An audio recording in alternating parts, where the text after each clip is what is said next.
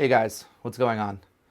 Right now it is about 3:36 in the morning on March 20th, and unless you've been living under a rock, I'm sure you know pretty much everything there is to know about coronavirus, otherwise known as COVID-19. And I don't know why I'm really making this video. This is kind of like my shower thoughts based on everything I've been reading and feeling about the situation. I know a couple of other YouTubers have done the same.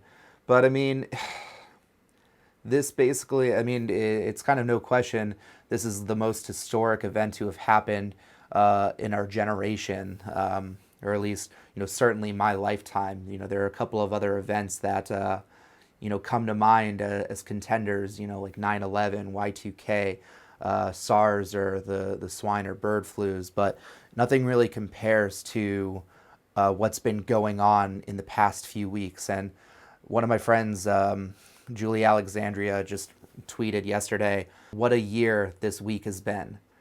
And it rings so true because so much has happened in such a short while.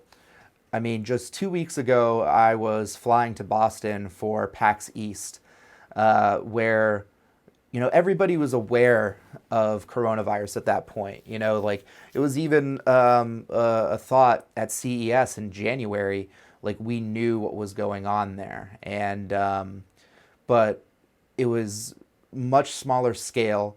And I think from the past few instances where, new viruses kind of pop up and, a lot of early information, it didn't really hold a lot of weight. And, by the time it came to PAX East, it started getting serious enough for me, at least, to practice high discipline. And like I brought hand sanitizer with me, and I didn't shake hands at the event like I would normally do. I try to have a good discipline there.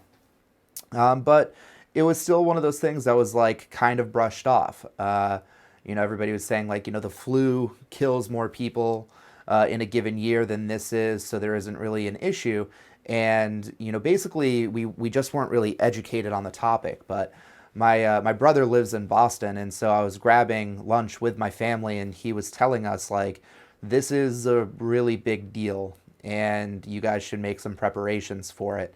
And I wish I'd heard that maybe like a week earlier, because basically by the time Monday, like the Monday after the event was rolling around, things started to progress really rapidly. I got an email from our COO saying like, hey, if you went to PAX East, please stay at home for a week just in case, just to make sure that you aren't sick. If you're sick, go to a hospital, or the doctors, to get checked out, because our upper management has been pretty concerned with it for a while. But like at that point after PAX, things started ramping up.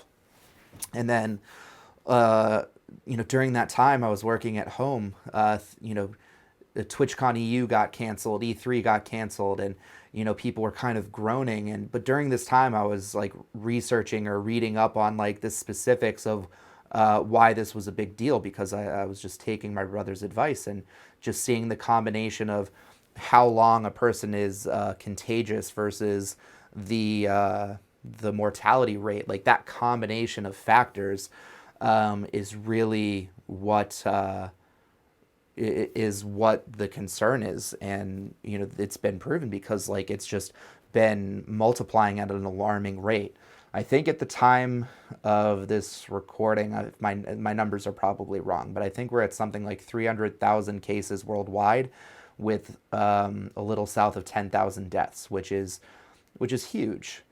And now all of California is placed under shelter in place. And I've in the Bay Area, where I'm from specifically, has been that way already for a couple of days now. And for me, this is like week 3 of self quarantine, basically, just because of our own company's policies, looking out for the well being of the different employees and everything like that. And it's just it's been a little nuts, and You keep reading these news stories and you see the people who are like, oh, the media, they're blowing this out of proportion. When you watch some of the news, they make it seem like the end of the world.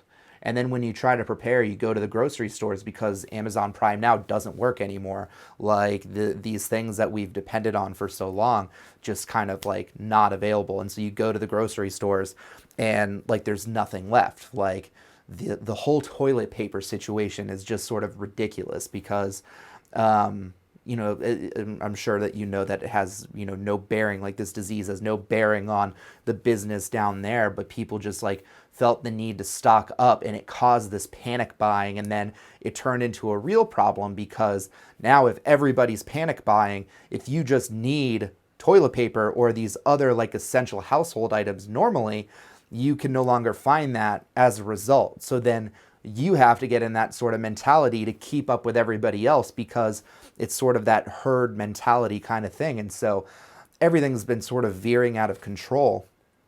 And, Justine made a video a couple days ago with her thoughts on this whole situation. And she raised like a really good point on, we've been sort of groomed to this like instant gratification lifestyle. Like I normally travel about a third of the year, so I usually don't like to keep my fridge stocked because if I have perishable foods, a lot of the time it spoils, and I don't like that.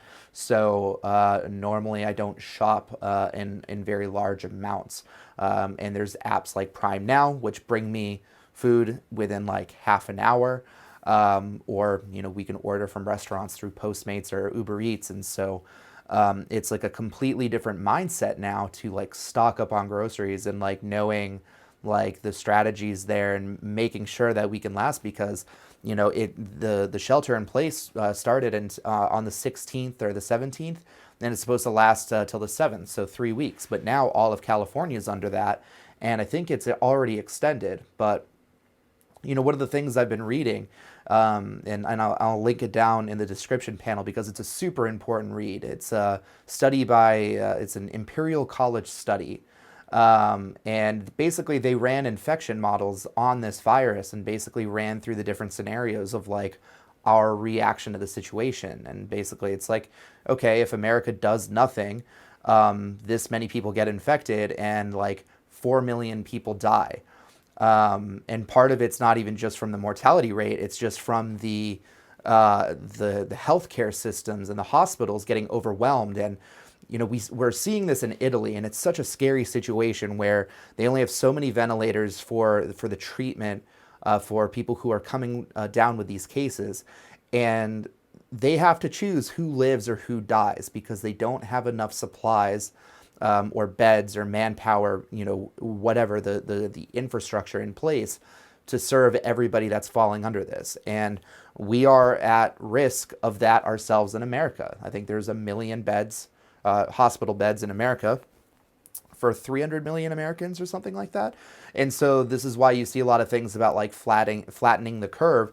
So if we can try and like spread out the infection or whatever, so it's not all at once, we can at least save our healthcare and mitigate the deaths that way. But even with just like sort of half measures of social distancing, like if the senior citizens are at risk, like the infirm, like if they do the social distancing, we're still looking at a death toll of like 2 million in America alone, and tens of millions globally, admittedly with a margin of error, obviously.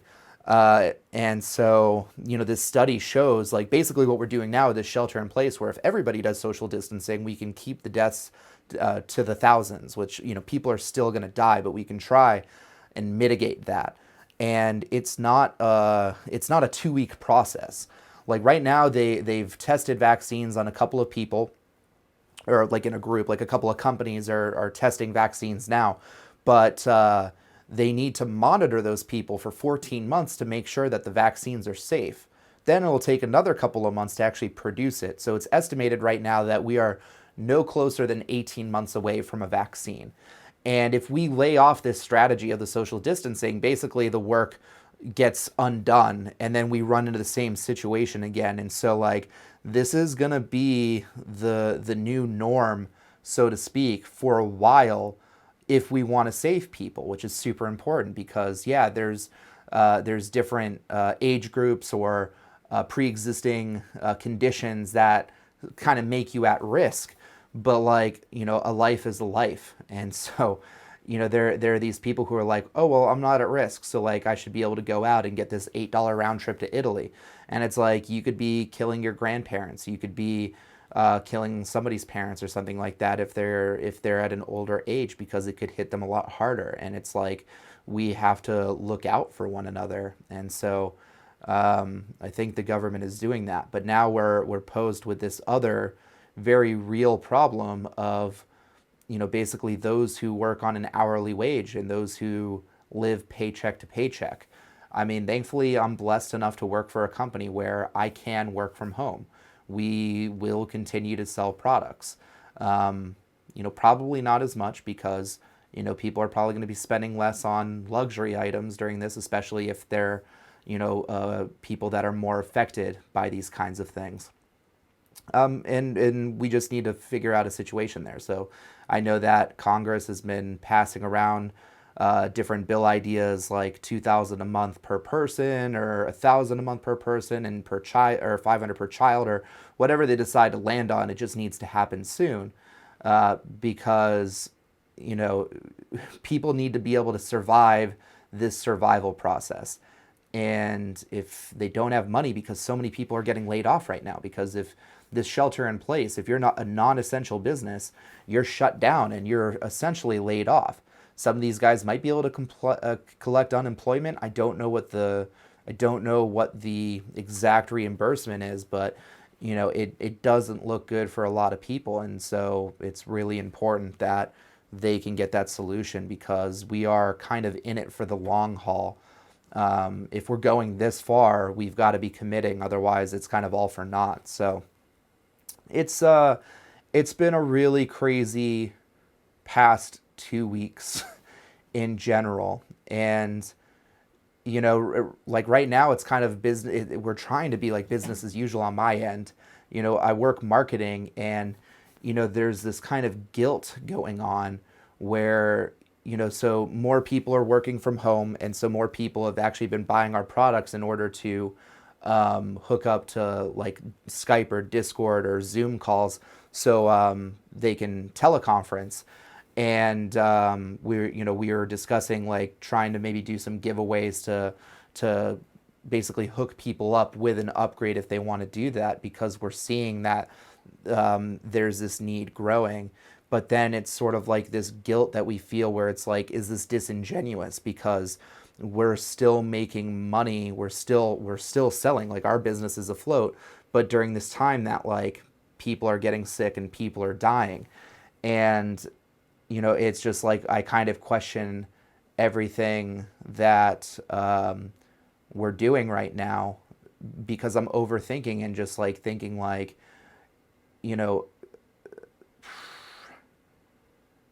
yeah, people are dying, but it's like, hey, unleash the power of your stream with Stream Deck and everything like that. And I don't know, you just call it into question. And I posted a tweet about it, and a lot of people had responded saying that the gestures were nice, and so maybe it was just me overthinking, but it's just like it's one of those things where it is a tough time for everybody, and you want to be respectful of that. Like everybody's going through shit right now. Like I had two relatives pass away last week, and so my cousin's funeral was this past Sunday, and I couldn't go because number one, my airport was actually like they were coming down with cases that weekend basically. But even then, like the risk of traveling and like I don't really think that I'm an at-risk, whatever. But I have certain family members that are, and so if I go there, I run the risk of potentially infecting them, and I can't do that, and so you miss out on these things, and like mine's probably a small comparison to like what other people have had to deal with just in these past few weeks. But like the biggest thing are just like people who need to put food on their table, but like they lost their job, and they don't have the money to do so. And so I'm hoping we can get that set up. But yeah, it's been weird to try and find the resolve to sort of run things as normal. But basically with these other creators who have been doing similar videos or tweets, kind of like talking, like, I found that when I'm home or working at home, it's like, what am I doing? I'm either working or I'm reading up about the end of the world, basically. And it's hard to not feel this like existential dread.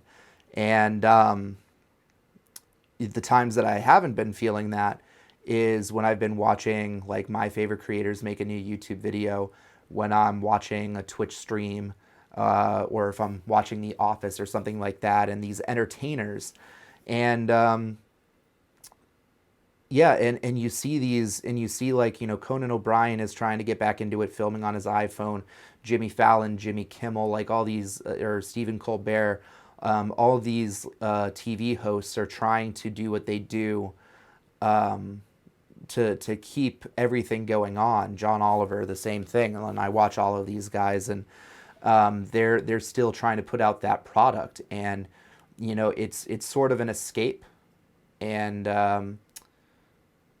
the there have been questions raised by different YouTubers and stuff where it's just like, what should influencers be doing right now?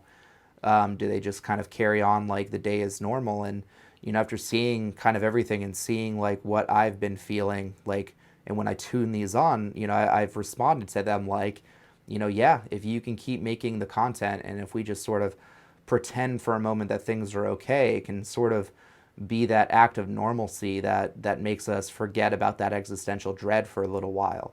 And I've had some other friends, even my friends who are running Patreon and OnlyFans, and it's just like, yeah, if you can keep doing this, you are kind of providing that entertainment value that gives people an escape from the shitty things that are going on right now. They're the people that are posting memes. It's a coping. This is all coping mechanisms. So like, I've been posting memes about what's going on, pure, like whether it's like pure ridiculosity, or it's just a way for us to sort of like make sense of this really shit crisis that's going on right now.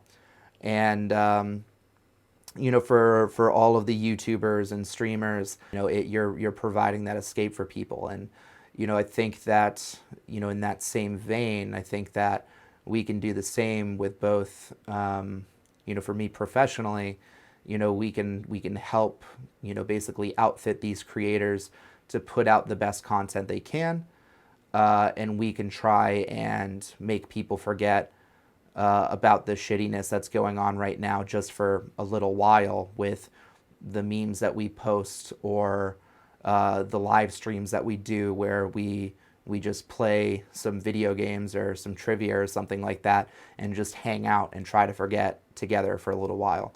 And so, for the foreseeable future, I mean, like, we're going to keep on keeping on and doing what we do. And, we're always kind of, we realize the situation. We're in the middle of it right now. Like, we're in California and we're under this kind of lockdown. But if everybody focuses on that, it's just going to drive everybody crazy. So I think that we're just going to try and see things as normal. Try to provide some entertainment for people out there. And I'm going to try and play more video games myself. I want to do more YouTube videos, not like this. This is probably super depressing, and I'm sorry, but I'm not even going to tweet this out. So like 17 people are going to watch it. So welcome. Thank you for watching this if you watched it. But I'm going to try and play some video games. Like Animal Crossing just came out. Like Final Fantasy is going to come out. And, when I'm playing, games, it's something to take my mind off of what's going on in the world. It's that escape. And if I can make some YouTube videos that provide that same entertainment value, as a fraction of what some of these other creators are able to provide, then I guess, I've done my job, whether it's, personal or on the professional side. So yeah, I'm going to try and make some YouTube videos just for my own sanity and hopefully provide some entertainment to any of you guys out there. I might even do a stream or two. Um, Obviously we're doing the weekly streams on Elgato, but maybe even myself, just again, I don't want to click on CNN every hour and just see, oh, look at these senators who knew what was going on, and rather than fill people in, they just sold stock and did insider trading. Like, just, it's not helping anybody to get fixated and just falling down that rabbit hole. So, yeah, that's basically where I'm at right now. Hopefully, hopefully the people who see what we're doing, both like what I want to do for my own sanity on like this channel and whatever.